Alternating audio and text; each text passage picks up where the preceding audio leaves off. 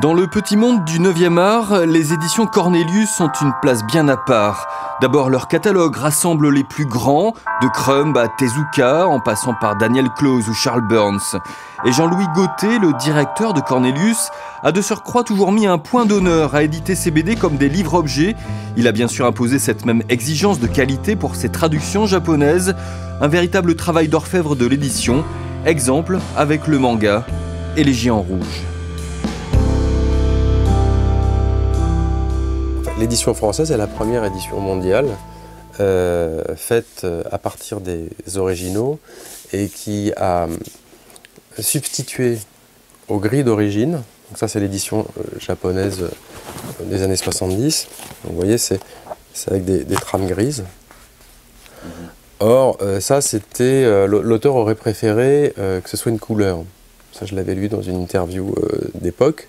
Et puis évidemment l'éditeur a préféré choisir une version moins coûteuse.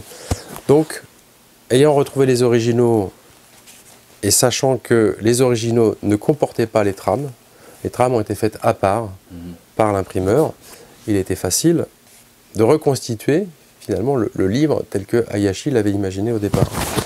Et en fait, ce qui est très intéressant avec le rouge, outre le fait que cette couleur a une valeur narrative, c'est qu'elle peut rendre aussi bien la lumière que le côté dramatique de certaines situations, l'ombre aussi.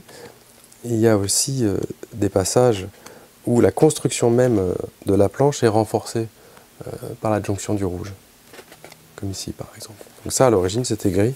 Évidemment on comprend bien que la perception de l'espace était complètement différente avec du gris. Ça, c'est arriver à faire ça, c'est la plus grande satisfaction qu'on puisse avoir quand on est éditeur.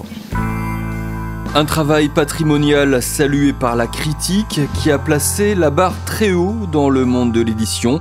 Prochaine étape pour Cornelius, s'intéresser encore davantage à la scène contemporaine graphique nippone cette fois.